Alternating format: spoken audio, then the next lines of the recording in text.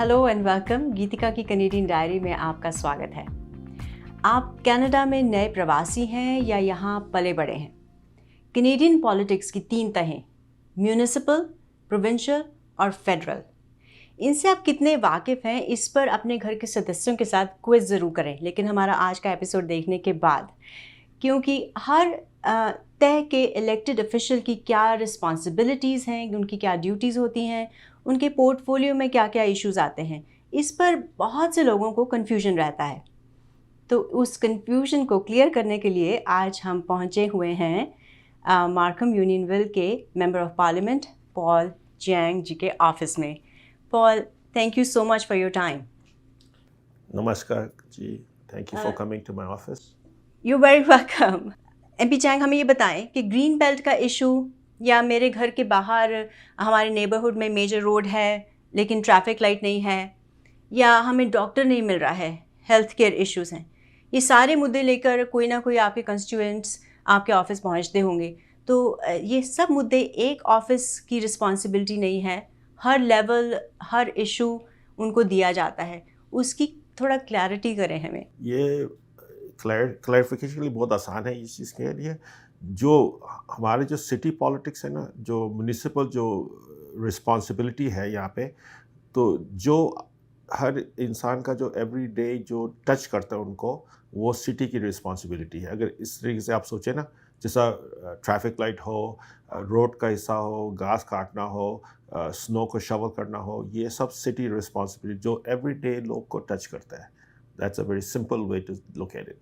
और जो सूबे की जो काम है ना, जो प्रोविंशियल जो काम है, वो है जो सर्विस प्रोवाइड करना, जैसा एजुकेशन प्रोवाइड करते हैं, हस्पताल प्रोवाइड करते हैं, डॉक्टर के लिए है, और ये है प्रोविंशियल रिस्पॉन्सिबिलिटी। जो हमारा जो फेडरल जो रिस्पॉन्सिबिलिटी है ना, जैसा इनकम टैक्स हो और पासपोर्ट हो, एनी इंटरनेशनल इशू हो, बॉर्डर का इशू हो, जब ट्रैवलिंग करते हुए ओवरसीज़ एम्बेसी कॉन्सुलेट जो हेल्प करते हैं कैनेडियन को किसी और मुल्क में, ये है फेडरल गवर्नमेंट का इशू।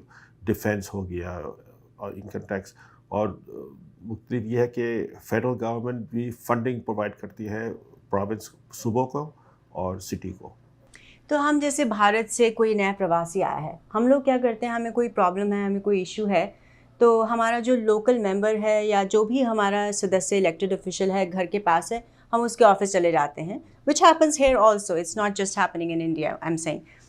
क्योंकि हमारे लिए वो इलेक्टेड ऑफिशियल हमने उनको चुना है, तो हमारा मुद्दा है, हम उनके पास जाएंगे, हमारा डिस्टेंस कन्वीनियंट था तो वी रीच देयर ऑफिस। तो अब ये आपका प्रॉब्लम है, हमने आपको बता दिया हमारा प्रॉब्लम क्या है। अब आप अगर इस इशू को नहीं डील करते हैं आप, तो अब जो दूसरा ऑफिस हमें बता रहे हैं, तो आप why can't you take the issue on our behalf to them? तो ये भी अनदर इशू।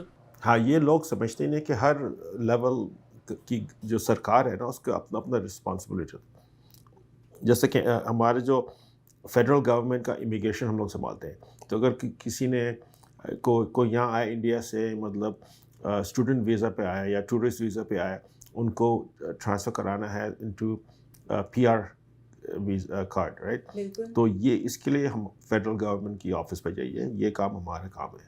तो अगर इनकम टैक्स को कोई प्रॉब्लम हो रेवेन्यू कैनेडा के साथ, वो है मेंबर ऑफ पार्लियामेंट की ऑफिस में ये काम होता है। अगर कोई पेंशन की जो चक्कर है या CPP या OAS का ये है, ये भी फेडरल गवर्नमेंट की ये काम है। इसमें ना प्रोविंस आपको मदद कर सकते हैं, ना सिटी आपको मदद कर सकते हैं। तो ये मुख्तलिफ लेवल सिर्फ मुख्तलिफ गवर्नमेंट करते हैं, और ये हमारा काम है। एंड मैं वेलकम करता हूँ लोगों को आने के लिए।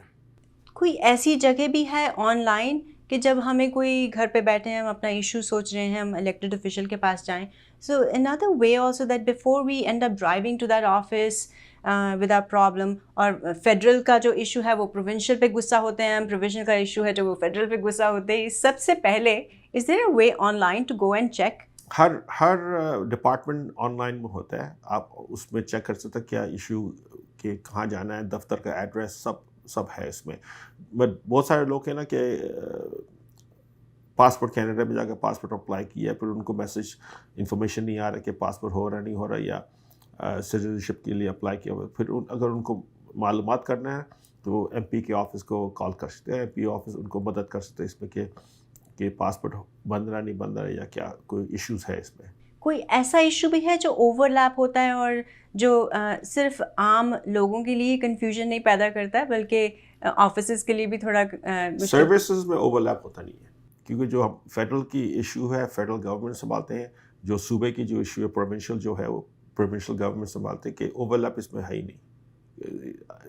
ये क्लियर कट सर्विस है। अगर आप से ड्राइवर्स लाइसेंस की जो ऑफिस है वो प्रोविंशियल सर्विस ऑन्टेरियो है और प्रोविंशियल इशू है, अगर आप वहाँ जाके उनको कहें मुझे पासपोर्ट बनवा के दे, वो तो पासपोर्ट बनवा के दे नहीं सकते आपको, क्योंकि वो उनका काम ही नहीं है ये, राइट। अगर आप सर्विस कनाडा की दफ्तर में जाएं जहाँ पे आप पासपोर्ट अप्लाई करते हैं और उनको कहो कि मुझे ड्राइवर्स लाइसेंस मुझे बना के दो, वो बना नहीं सकते आपको।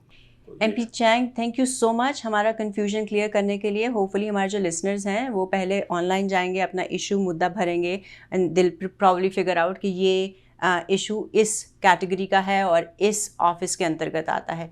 Thank you so much for your time. Thank you Geetika for coming here.